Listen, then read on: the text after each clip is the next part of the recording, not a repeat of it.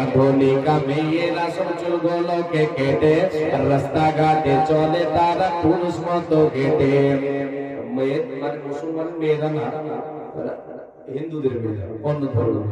তাহলে আমাদের টাউন বাজারে দেখা যায়, মানে গ্রামে দেখা যায় কম, টাউন বাজারে বেশি।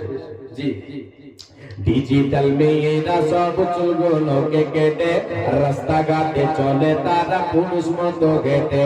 আবার কিছু মেয়ে মেকআপ করে মুখটা বানাইছে দোলা, চাই না রে হনুমান গোড়া ফর্সা নাকি কালা।